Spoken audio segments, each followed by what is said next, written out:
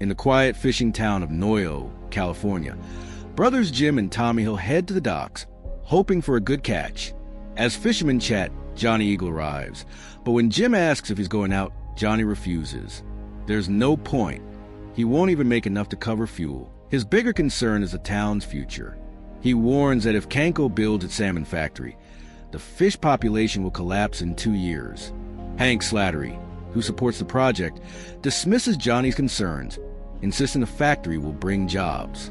Before leaving, Hank makes it clear Johnny won't be able to stop it. Later, fisherman Deke and Harry Kassler cast their net, but something powerful pulls back.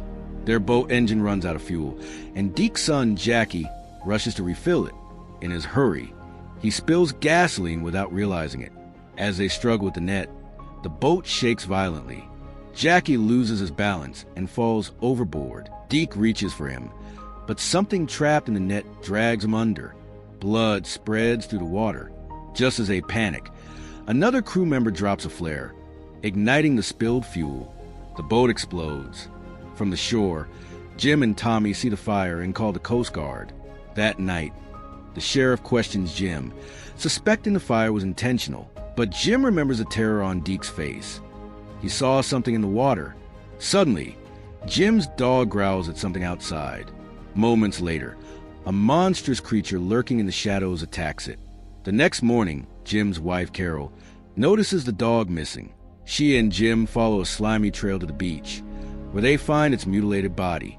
Meanwhile, other fishermen discover more dead dogs, though Johnny Eagles is the only one still alive, making him a target of suspicion. That evening, the town gathers for the annual Salmon Festival. Charles Borden, Kanko's president, promises economic growth and introduces scientist Susan Drake, who studies ways to make salmon grow faster. The celebration is interrupted when Johnny arrives with his dead dog, blaming Hank for its death. But Hank insists several dogs have been killed. Johnny then announces his plan to reclaim Native American land and stop Kanko's factory through legal action. Furious, Hank orders his men to throw Johnny out. A fight breaks out until Jim and Tommy step in, shifting the odds in Johnny's favor. The sheriff fires a warning shot, forcing everyone to stop. The next day, Hank secretly listens to Johnny discuss his lawsuit. Meanwhile, Jim and Tommy take Susan and her team on a fishing trip. Elsewhere, Tommy's girlfriend, Linda, relaxes at the beach with her friends, Jerry and Peggy. As Jerry and Peggy walk along the shore, they miss a massive, unusual footprint in the sand. On Jim's boat, Charles hooks something on his fishing line, but it's impossibly heavy. The line snaps before they can see what it is. Susan quickly snaps photos of the water, but she won't know what she caught until she develops them. At the beach, Jerry and Peggy swim, unaware of the danger lurking below. Suddenly, Jerry disappears beneath the waves. He resurfaces, but something is wrong. As he playfully splashes around, a monstrous sea creature rises from the water, grabbing him and pulling him under. Peggy thinks it's a joke, until he resurfaces, his face horribly torn apart. Peggy runs toward the shore in terror, but before she can escape, another monstrous creature emerges from the water and drags her back. She struggles, but it easily overpowers her, pulling her to a secluded part of the beach. Meanwhile, Hank meets with his men, worried that Johnny's lawsuit could make Kanko abandon its factory plans. Determined to stop him, he suggests they take matters into their own hands. At the docks, Johnny thanks Jim for helping the fight, but brings up the factory issue again.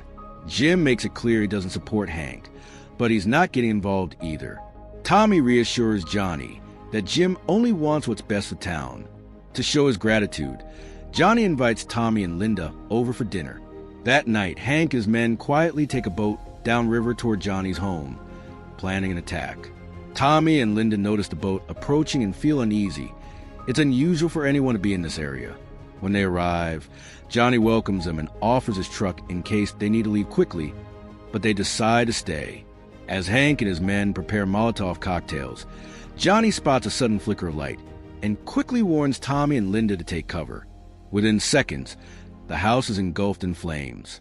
Johnny rushes to put out the fire, while Tommy grabs a rifle and fires at the attackers.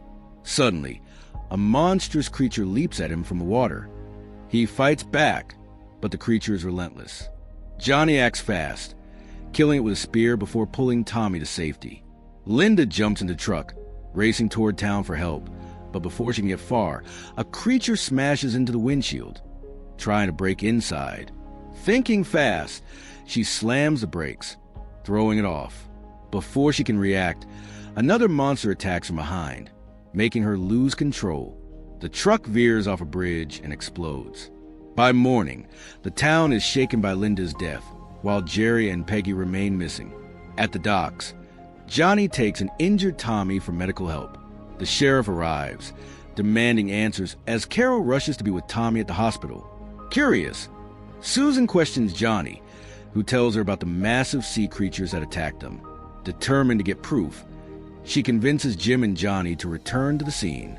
While taking photos, Jim grows suspicious. Susan seems to know more than she admits. She finally reveals her theory. The creatures are nocturnal and only come out if disturbed. Worse, if food runs out in the river, they may move toward the open ocean.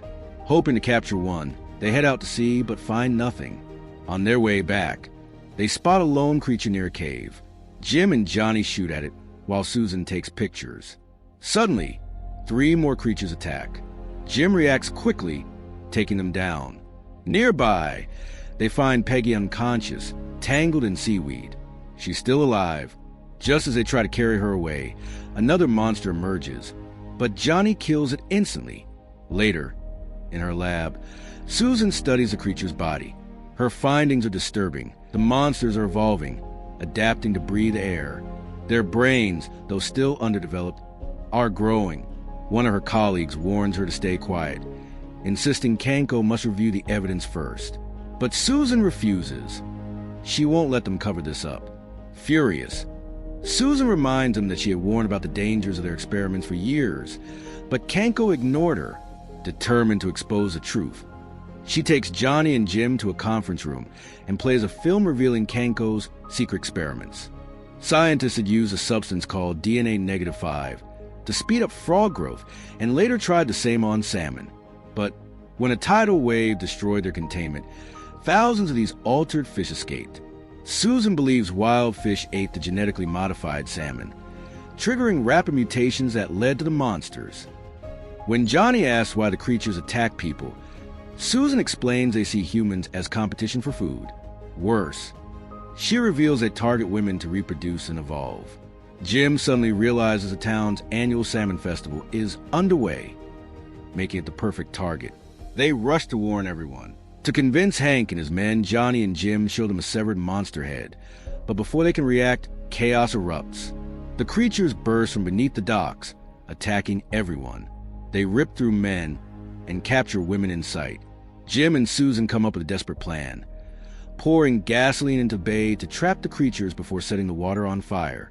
Meanwhile, at the town's radio station, the DJ reports the attack, but his broadcast is cut short when a monster crashes through the window, killing him.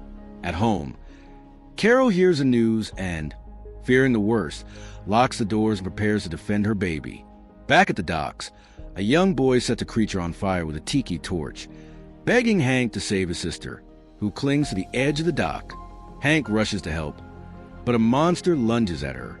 Before it can grab her, Johnny shoots it dead. At that moment, Susan fires a flare, igniting the gasoline. Flames spread across the water, burning the trapped creatures alive. Hank manages to pull the girl to safety, but as he climbs up, a monster grabs his leg. Despite their rivalry, Johnny doesn't hesitate. He shoots the creature, saving Hank's life. After a brief hesitation, Hank takes Johnny's hand and pulls himself up. As the water burns, creatures still on land continue their rampage. One grabs Susan as she ties a boat, but Johnny quickly shoots it down. Townspeople fight back, killing the remaining monsters. At home, Carol realizes the creatures are breaking in. Thinking fast, she hides her baby, grabs a knife, and prepares to fight. A monster smashes through the door, and she stabs its hand repeatedly. Before she can react, another crashes through the window. She sprays drain cleaner into its eyes, then drives a knife into its chest, killing it. Suddenly, The door opens. Carol raises her knife, ready to strike, but stops just in time when she sees Jim.